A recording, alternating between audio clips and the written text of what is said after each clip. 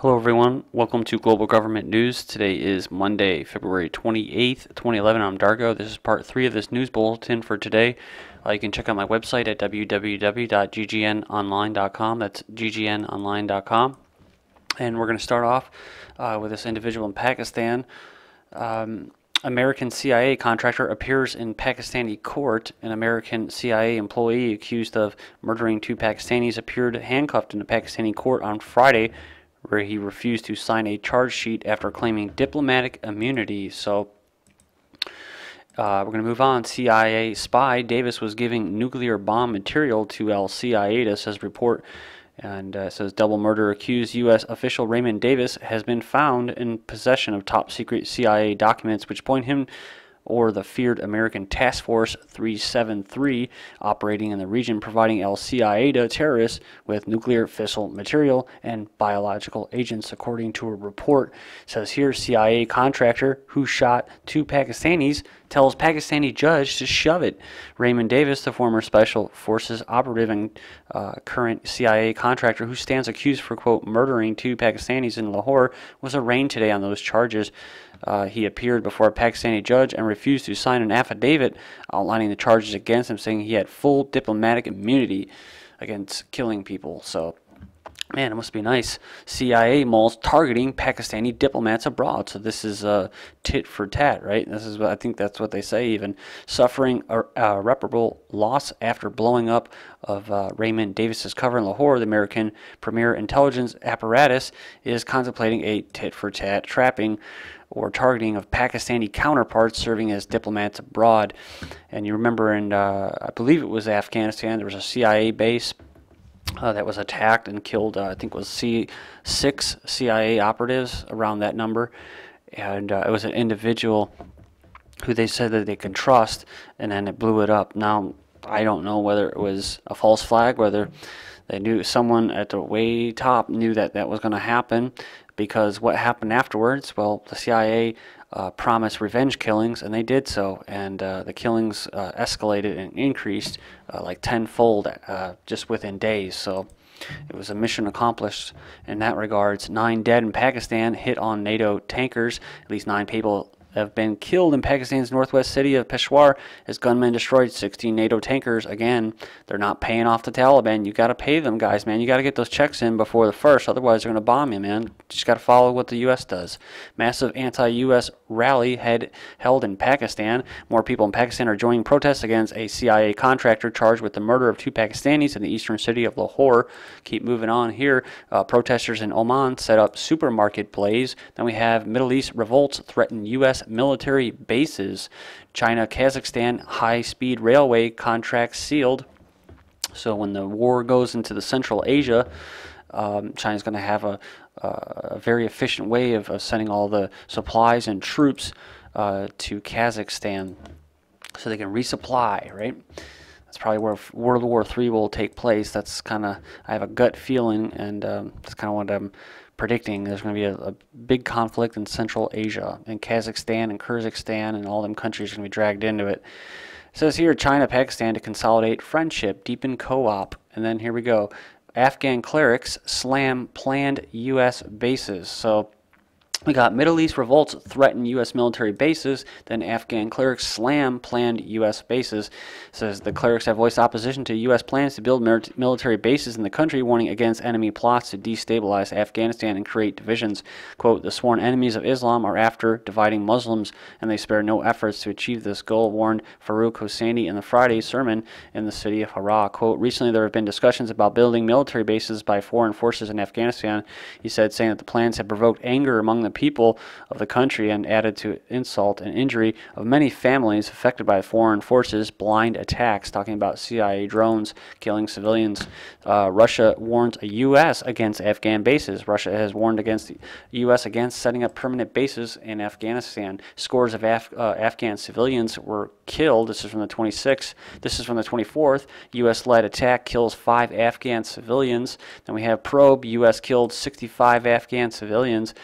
confirms that they have killed scores of civilians during the recent operations in the northwest part of the country. U.S. drops illegal bombs on Afghans, says Afghan officials say U.S.-led NATO forces have been using internationally prohibited bombs against civilians in the war-torn country. And all links will be posted as usual in the video's description, so check those out. I put a lot of work into getting those links up there. Sometimes there'll be almost 40 links in one video. So U.S. forced to pull out of Afghan base. So there you go. U.S. military is withdrawing troops from one of its strategic combat outposts in the Pek Valley in eastern Afghanistan under the burden of heavy military operations by the Taliban. Afghan villagers fear new U.S. strike. U.S. strikes on the village of Hilgal in the eastern Afghan province of Kunar have sparked great panic among its residents. And NATO forces were accused on Monday of killing 64 civilians in a single village during 4 days of an air and ground attacks in the Kunar region. So there you go. Afghans face food insecurity problem. Where's this poor guy getting his food from? Oh, it's Canada. He's getting some GMO weed or something from Canada. And they sterilize you and give you some nice intestinal cancers and that. Israeli drone raid wounds 6 Palestinians. An Israeli unmanned plane has reportedly launched a missile attack on the southern Gaza Strip, inflicting injuries on 6 Palestinians. And next up, we have Israeli troops kill Palestinian infant. Israeli troops have attacked a peaceful Palestinian protest rally in East Al-Quds, Jerusalem neighborhood, killing a 3-month-old infant. And Hamas slams shameless Israeli probe, and says Hamas has condemned a Tel Aviv inquiry that cleared the Israeli military of any wrongdoing over a 2002 raid that killed a leader of the Palestinian movement and 16 others. 9 of them were children. Then we have this. U.S.-Israeli group makes anti-Islam films. The Clarion Fund is an American-Israeli institution which makes controversial movies to promote Iranophobia and Islamophobia in the United States, especially in universities. The American Daily Huffington Post writes on its website that the Clarion Funds is an organization affiliated with right-wing Israeli and American parties which makes and distributes contentious documentaries about the so-called threat posed by Islam. And it was founded by conservative Israeli rabbi Raphael Shor in 2006. Moving on, we have the map of the new Middle East. You can go in there and check that out. Most of it's is the same besides Free Baluchistan. And then Iraq's pretty much split up into the Sunni north, Shiite south. And then you have Free Kurdistan, so that's different. And Islamic Sacred State right there. And you can go in there and check that out. And then look at this. News analysis. Israel worried with new Arab system. Saudis plan pro-democracy rally. Saudi king orders more state jobs and faces reforms calls. Saudi's King Abdullah has ordered the state employees on temporary labor contracts to be given permanent jobs in another apparent bid to insulate the kingdom from a wave of protests in the Arab world. And that's right, he just gave $36 billion to address social pressures. In other words, they were bribes. Jordan braces for its largest rally. And moving on here, it says 15 dead in Iraq protests. Then we have FBI sued over alleged spying on Muslims. Farrakhan, Mideast uprisings will come to U.S. And I'm not going to try to offend anybody here, but I'm not sure. I could have sworn within the past 5 years of just, quote, awakening, I came across something about Farrakhan being a Freemason. So just be aware of some of these leaders out there. Mideast uprisings will come to U.S. Then look at this. Infraguard examines the domestic threat. Expert panel discusses radicalization and the domestic threat. So, and talking about domestic threats, i.e., patriots, militias, neo-Nazis, just, I don't know what to say, white Christians, whatever. But that's who they're going to be targeting. And those are the new terrorists. So it's all coming to fruition. And basically, this is a culmination of a lot of planning by the powers that be to come together at this point as all this unrest is happening in the Middle East. Out of chaos comes order, so they will get what they want in the Middle East. What is happening now is exactly what should be happening, and then all of that stuff, all of that infrastructure, like I said before, that has been created to fight, quote, terrorists in the Middle East, that will be turned around and used against American people who don't like being robbed by the bankers. Because if you complain about it, you're a bad slave. and it might just send you off in a train or a bus in shackles under underground base and torture you to death. So you got that going for you too. Just in time for the revolution, Vogue does profile Syria's sexy first lady. So Syria is in the sights. Calls on Facebook to oust Syria's Assad. Ivorian rebels seize town, Ivory Coast. Gabago troops fire at UN experts. Yeah, that's what they call them, experts. All right, whatever. They're just we're global government thugs, right? China cracks down on peaceful protests. And this says China has arrested foreign journalists attempting to report on peaceful protests, which were being held for a second consecutive day. And I'm going to keep moving. China police assault reporters at rally site. That's what we were just covering. Diplomats slammed China harassment of journalists. And yeah, you know, and it's like go to the G20 or go to the RNC, you know, and you see as a journalist, you'll get thrown on the ground and treated just like any other slave. So I don't know who they are to talk or cast stones. 5 people killed as protests shift to North Korea. Government mobilizes in preparation for violent demonstrations. Protesters rally against high gas prices in South Korea, and opposition stage protests in South Korea. In Korea, they're also hurting for food prices and that. U.S. South Korea begin joint military drills. So here we go. U.S. and South Korea militaries have launched their major military drills despite North Korea's warnings that exercises could lead to an all-out war. They don't care. They're provoking them. U.S. South Korea war games provoke war. So there you go. North Korea has strongly criticized the upcoming military drill. And the exercises, quote, prove South Korea warmongers are going crazier and provoking a war regardless of the people's desire for dialogue and peace, Pyongyang's government newspaper, Minhu Hosin, said on Wednesday. And I'm going to move on here. DPRK media says South Korea-U.S. military exercises aggravate tensions. So...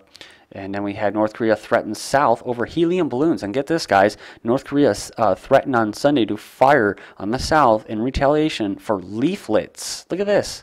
Leaflets and supplies South Korean military floated across the border, reports the Yonhap news agency. The North... It says here, the North leaflets include details of recent popular uprisings in Tunisia, Egypt, and Libya, where longtime rulers were forced out of power. So there you go, dropping propaganda into North Korea, trying to get them to revolt, right? So they can ask for, quote, democracy, which is just what? Another form of enslavement. I'm sorry, but it is. Thai Prime Minister admits holding British nationality. So there you go. Got a British citizen in the Thai Parliament. So no conflict of interest whatsoever. Former Mexican governor admits past presidents control drug trade. Well, that's not really a shocker, right? Because I've said this on so many of my videos. It's the Mexican government that runs the drug cartels. Drug cartels are the Mexican government. So once you realize that, you'll be able to see things a little bit more clearly. Beheaded bodies left in Mexico Plaza. And don't forget, all those banks, big banks like Bank of America and Wells Fargo, yeah, they're actually profiting off the drug trade. They're the ones that launder all the money from Mexico. And then if they get caught, then they say, oops, sorry, we didn't know that that was coming from the drug money. But they get profits off that. People ready to shut down Wisconsin. And we have Wisconsin protests spread to other U.S. states. Rahm Emanuel picks two, get out of the way. Rahm Emanuel picks 2 former daily aides for transition team. Look at this. Ex-state rep quits Emanuel team over ethics violations. So there you go. You know, it's just not even within days, not even days into it, and one's already stepped down, right? Frank Buckles, last American veteran of World War I, dies at 110. God bless his soul. He looks very, very healthy. So obviously the eugenics, he was able to survive the eugenics. So I take my hat off and salute you, sir. Thank you. It says here, new stealth bomber could control drones, fire lasers. It says here, U.S. soldiers using sniper detecting microphones. Is it a bird? Is it a plane? No, it's the Army's latest 4 million spy drone, and it's in the form of a bird. And new portable DNA screener to debut this summer. New invisibility cloak can render objects invisible. Defense Department commissions cheetah robot and Terminator-like droid, hummingbird drone also in the works. And we got here, terror threats rising rising as FEMA orders $1 billion in dehydrated food. Quake toll rises to 150, expected to hit 200, and 3 quakes shake Arkansas within 24 hours. Asteroid discovery record set in January. I just want to thank everyone for your support. This is GGN, and I'm Darko. Thank you.